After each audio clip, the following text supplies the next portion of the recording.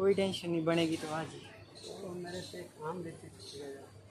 Hello, good morning to everyone. तो कैसे हो आप सभी लोग? मैं दर्शन एक बार फिर से आपका हार्दिक स्वागत करता हूं अपने यूट्यूब चैनल पे। आज आपके सामने आ रहे हैं पंकज। आइए सर, वेलकम है आपका। Thank you so much. प्रणाम प्रणाम। करो स्टार्ट सर। सर आपका नाम पंकज है, आप मेरे को दिल्ली में मिले जैसे। मेरा नाम पंकज है, मैं मुखर्जी नगर में ही रहता हूँ। मेरा अभी IAS का स्टडी चल रहा है। हाँ जी सर। आगे सर, थोड़े से मेरे व्यूअर देखना चाहते हैं कि IAS की परीक्षा के लिए कितनी तैयारी करनी पड़ती है। IAS परीक्षा के लिए प्रीलिम्स पास करना पड़ता है, PT पास करना पड़ता है और मेंस पास करने पड़ते हैं और इंटरव्यू देना पड़ता है। 3 स्टेज हमारा होता है, जो है प्री, मेंस और इंटरव्यू। हाँ जी, हाँ जी। तो लगभग हमारा 1 साल का प्रोसेस होता है। 1 साल चलता है एग्जाम सर? हाँ, 1 साल तो हमारा लग ही जाता है। जैसे सर इसमें प्री होता है, फिर CSAT होता है, तो क्या क्या सिलेबस रहता है प्री में? प्री में हमारा 2 है, एक GS है, फर्स्ट पेपर है। सेकेंड पेपर में हमारा CSAT है। GS में हमें जनरल स्टडी है। हाँ जी। जितना भी हमें जनरल स्टडी, जो भी हमारा GS का सेगमेंट है वो है। और CSAT में मैथ, रीजनिंग और कॉम्प्रिहेंशन परिच्छेद है। हाँ, इसी पे हमारा आधार पे होता है, जिसमें क्वालिफाई होनी पड़ती है। जैसे आपका प्री क्लियर हो जाता है, प्री के बाद जो मेंस होता है उसमें टोटल कितने पेपर होते हैं? और GS1 होता है, GS2 होता है, GS3, GS4 और उसके बाद SC का होता है। तो GS1 में क्या रहता है? GS1 में हमारा पहले जो है, जैसे में इतिहास, भारत के इतिहास हो गया, प्राचीन भारत के, मध्यकालीन भारत के, आधुनिक भारत के। फिर उसके बाद आर्ट एंड कल्चर हमारा हो जाता है। हाँ जी। तो इतिहास और आर्ट एंड कल्चर कोई अलग नहीं है, दोनों लगभग। अगर हम इतिहास पढ़ते हैं तो आर्ट एंड कल्चर हमारा हो जाता है। फिर हमारा इसमें ज्योग्राफी है। ज्योग्राफी में हमें फिजिकल ज्योग्राफी है, वर्ल्ड ज्योग्राफी है, इंडियन ज्योग्राफी है। हाँ जी, हाँ जी। फिर उसके बाद इसमें हमें जो है ज्योग्राफी के बाद फिर हमें समाज शास्त्र का विषय है। वो तो ऑप्शनल में आ जाएगा कि उसका भी पार्ट रहता है? ऑप्शनल में अलग अलग सब्जेक्ट है, आप हिस्ट्री ले, हिंदी ले, समाज शास्त्र ले। हाँ जी, हाँ जी। वो तो वो है ही। बाकी यहाँ आपको समाज शास्त्र पेपर 1 में आपको यहाँ देना है। सोसाइटी से यहाँ क्वेश्चंस बनते हैं, तो ये होते हैं।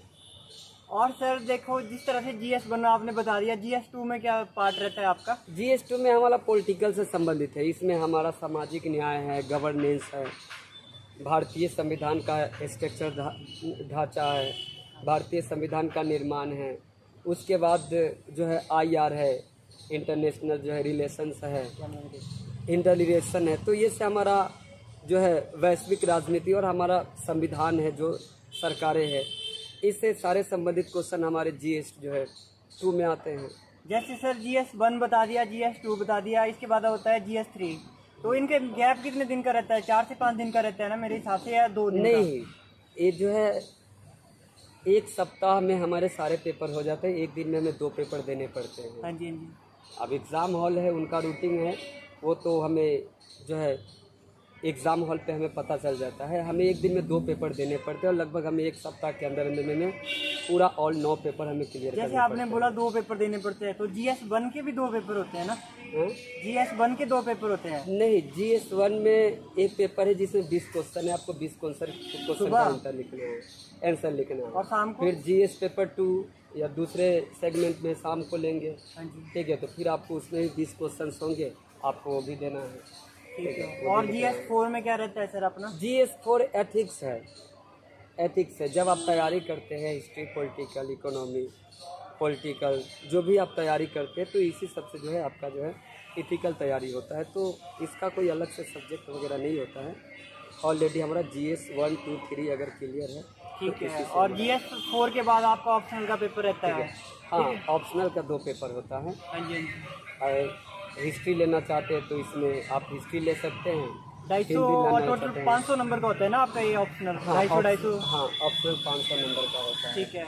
उसके बाद सर अगर मैं बात करूँ, जैसे आपका प्री हो गया, मेंस हो गया, उसके लिए उसके बाद रिजल्ट आता है, फिर मेंस के बाद आपका इंटरव्यू होता है ना? इंटरव्यू कॉल आती है। हाँ, इंटरव्यू मार्च में होता है, लगभग मार्च तक। हाँ, तो इंटरव्यू लगभग 250 मार्क्स का होता है या 150 मार्क्स का? ठीक है, इंटरव्यू 150 का नहीं, या 200? 275 का इंटरव्यू होता है। 275 का होता है। 275 का इंटरव्यू होता है। ठीक है। उसके बाद आप बताइए, जैसे बहुत सारा लंबा सफ़र है ये, बीच में बंदे होते हैं कि छोड़ देते हैं, कुछ फेल हो जाते हैं, तो उनके लिए आप क्या कहना चाहते हो, क्योंकि आप भी खुद इस फील्ड से हो, एग्ज़ाम दे रहे हो। अब देखिए, इसमें है तो आपको तो सबसे पहले तो आपके अपने लक्ष्य के प्रति, जैसे गांधी जी का एक शब्द है, हाँ जी। साध्य।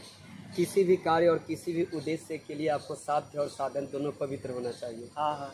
तो साध्य हमारा लक्ष्य हो जाता है, उद्देश्य हो जाता है, जिसके प्रति हमारा विश्वास होनी चाहिए और हमारा जो है पूरी जो है संकल्प होना चाहिए। और साधन, हमारा साधन हमारे कंटेंट, जो भी हमारा कंटेंट है, हम जो भी तैयारी कर रहे हैं वो हमारा कंटेंट होना चाहिए। और मोटिवेट आप होते रहे, अपने फैमिली के साथ हो या आप शहर में है तो आप जो है रूम के अंदर रहे और अपने फ्रेंडों के साथ जो है थोड़ा बहुत बातचीत करके अपना जो क्लियर करें, बाकी निकल कट जाता है। हाँ जी। ठीक है। जैसे एक बार हम दोनों साथ में थे तो सेमिनार चला हुआ था, तो आईएएस ने क्या बात कही थी, वो आपने तैयारी में सिर्फ 3 बातें याद रखनी है। अमल, आ से उसने बताया था अध्ययन, म से मनन और ल से लेखन। तो इस जर्नी में जो रहता है, पहले अध्ययन अच्छे से, फिर उस चीज़ को सोचना होता है दोबारा बार बार करके, और जितना लिख सकते हो। जैसे आप भी मेंस के लिए आंसर राइटिंग करते हो, तो सबसे ज़्यादा रोल जो है वो आपकी राइटिंग का ही रहता है मेरे हिसाब से। स्पीड होनी चाहिए और कंटेंट होना चाहिए, कम लिखो बट कंटेंट अच्छा होना चाहिए, है ना। उसके बारे में बताओ कुछ।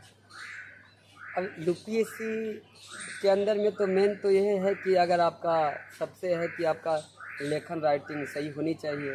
हाँ जी। आपको इसमें लिखने का स्किल जो है स्किल आपके पास होनी चाहिए, क्योंकि यूपीएससी एग्ज़ाम में आपको बहुत लगभग 4000 शब्द आपको 3 घंटे के अंदर अंदर में लिखनी है। 20 क्वेश्चन 4000 शब्द। हाँ, एक क्वेश्चन का 250 वर्ड। तो उसमें 20 क्वेश्चन होते हैं। 20 में से जो है 2013 से पहले जो था कि 25 क्वेश्चन होता था, तो 100 यानी प्रत्येक क्वेश्चन के आपको लगभग जो है 200 शब्द लिखने पड़ते थे। 5000 शब्द हुआ करता था। 2013 के बाद में अब है कि आपको 20 क्वेश्चन से, जिसमें 10 क्वेश्चन तो आपको 150 शब्दों में लिखना है, जो 10 नंबर का है। 100 नंबर का ये हो जाता है, और 10 क्वेश्चन आपका जो है 250 शब्दों में लिखना है, जो 15 नंबर के हैं। ठीक तो है। 150 के, और ये लगभग आपको है 4500 के आसपास में जो है आपको शब्द जो है लिखने पड़ते हैं। ठीक है। तो और सर एक बात और है, जैसे पीसीएस होता है हमारा स्टेट का और यूपीएससी, इन दोनों में कितना का डिफरेंस है?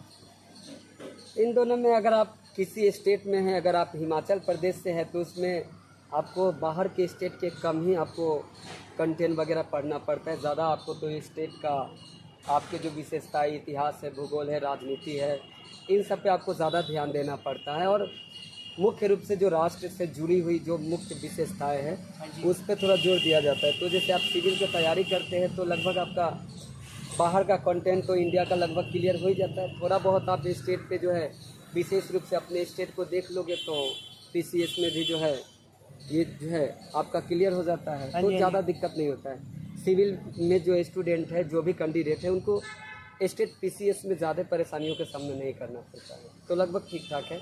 सिलेबस सेम है, बस ये है कि थोड़ा वहाँ आप केवल अपने स्टेट को भी देख लो और इंडिया का थोड़ा बहुत मेन स्पेशली वगैरह संविधान वगैरह देख लो, तो काम चल जाता है। अच्छा सर, जैसे कि आपने कहा था कि मान लो प्री क्लियर नहीं हुआ, अगर बाई चांस किसी का नहीं होता है, तो वो डिमोटिवेट होके बैठ जाता है। कुछ तो हमारे स्टूडेंट ऐसे भी है जो तो पुलिस कांस्टेबल में ही फेल होके कह रहे थे कि हम पढ़ाई छोड़ देंगे, ऐसा छोड़ देंगे, तो उनके लिए आप क्या कहना चाहते हो?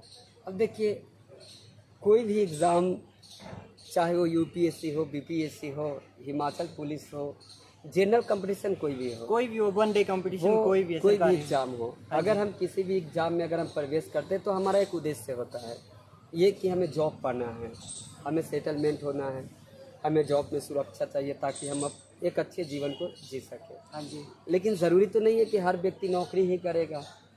और अगर आपने आईएएस की तैयारी ढंग से की है, अच्छे से की है, नहीं हुआ है, कोई दिक्कत नहीं है। बहुत सारे लाखों लोग हैं, करोड़ों लोग हैं, वो आत्महत्या तो कर नहीं रहे हैं। और केवल यूपीएससी हमारा जीवन नहीं है, या हिमाचल पुलिस हमारा जीवन नहीं है। हाँ जी। हो सकता है कि आप 15,000 20,000 की नौकरी आपको न लगे और भविष्य में आप करोड़पति बन जाए, अपना काम खोल ले। तो हमें इन सब चीज़ों से, डिप्रेशन वगैरह या ये सब चीज़ें बेकार है, हमें इन सब चीज़ों से दूर होना चाहिए। और हमें ध्यान देनी चाहिए कि हमें क्या करना है और कुछ भी करना है। अगर जीवन में आगे बढ़ना ही है तो ज़रूरी नहीं है कि हम कलेक्टर के ही माध्यम से आगे बढ़ेंगे और सिविल के ही माध्यम से। बहुत सारे क्षेत्र है, आप अपना कैरियर वहाँ भी बना सकते हैं। आज के डेट में स्टार्टअप बिजनेस भी बहुत सारे चल रहा है, प्राइवेट कंपनियों में भी बहुत सारे ऑफर आ रहे हैं, तो आप वहाँ भी सेटलमेंट हो सकते हैं। ऐसा नहीं है कि सरकारी नौकरी वाले जो है वो अलग है और आप अलग हैं। आप ये देखिए कि आपके लिए अच्छा क्या है और आप अपना उस पर कार्य कीजिए, तो इसमें डीमोटिवेट होने की कोई दिक्कत नहीं है। अगर फिर भी आपको लगता है कि आपको इस क्षेत्र में करना है तो प्रयास कीजिए। ठीक है। और जैसे सर ये जर्नी है, ये स्टार्ट होती है, मैंने बहुत बार सुना है कि एनसीईआरटी का बहुत बड़ा रोल रहता है, तो आपके हिसाब से एनसीईआरटी का क्या रोल है इसमें? अब जैसे इसमें यूपीएससी जो है ग्रेजुएशन, एक तो हमें ग्रेजुएशन की डिग्री यहाँ मांगी जाती है। हाँ जी, हाँ जी। तो बहुत सारे हमारे जो कैंडिडेट वगैरह या बहुत सारे स्टूडेंट होते हैं, तो वो अगर वो साइंस बैकग्राउंड से आते हैं, इंजीनियरिंग हो या कॉमर्स बैकग्राउंड से आते हैं, तो ऑलरेडी उनको जो है जो आर्ट्स की जानकारी उनके पास कम होती है। फिर जब हम 9-10 जब हमारी आरंभ की पढ़ाई होती है तो हम एनसीईआरटी को उतना स्टडी नहीं कर पाते, तो हमारी ध्यान उस पर नहीं जाती है। हाँ जी। या आर्ट्स के सेगमेंट के होते तो लगभग वो उतना जो है उस पर ध्यान नहीं देते और किसी भी तरह हमें डिग्री तो मिल जाती है। लेकिन अगर हमें यूपीएससी में आना है तो हमें बेसिक तो होनी चाहिए था, और अगर हमारा बेसिक नहीं है तो ऑलरेडी हम आगे नहीं बढ़ पाएंगे। हमारा ढांचा मजबूत होनी चाहिए तो हम आगे नहीं बढ़ पाएंगे। और इसीलिए अगर हम एकाएक स्टैंडर्ड बुक अगर हम पढ़ते हैं तो वहाँ दिक्कतें हो जाती है कि समझ नहीं आता है। बहुत सारे शब्द होते हैं, बहुत सारे वर्ड्स ऐसा होते हैं जो हमारे समझ से बाहर होता है, क्योंकि हमें जो है उसके क्षेत्र में हम नए नए परिवेश होते हैं। एनसीईआरटी में एक साधारण लैंग्वेज है और आप किसी भी की घटना को भी अच्छे से समझ जाएंगे। तो बेसिक के लिए एनसीईआरटी सही है।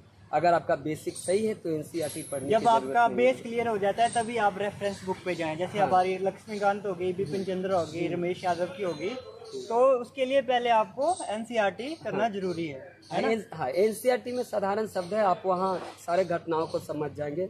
जितना भी आप एनसीईआरटी में पढ़ेंगे वो आपको आगे मिलेंगे।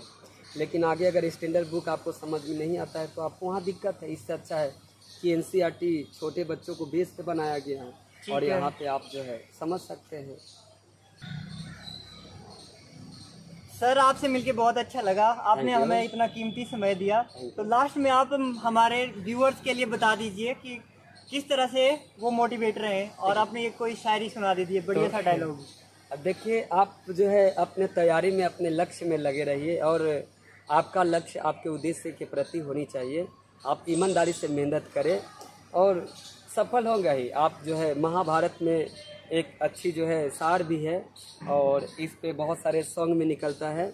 आरंभ है प्रचंड है विश्व मस्तकों का भीड़ है, आरंभ है प्रचंड है मस्तकों का भीड़ है, विश्व का पुकार है भागवत की सार है, युद्ध ही तो वीरों का फरमान है।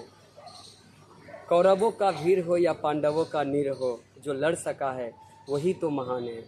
ठीक है। या हम आपको दुष्यंत चौटाला जी के जो है महाराणा प्रताप पे जो एक कविता है, द्वंद्व कहाँ तक पाला जाए युद्ध कहाँ तक टाला जाए, तू भी है राणा का वंशज, फेंक भाला जहाँ तक जाए। ठीक है। तो नमस्कार आप लोगों को, मेरी नमस्कार और मेरी शुभकामनाएं हैं। आप लोग तैयारी करते रहिए। जय हिंद। ठीक है sir, thank you so much, thank you so much.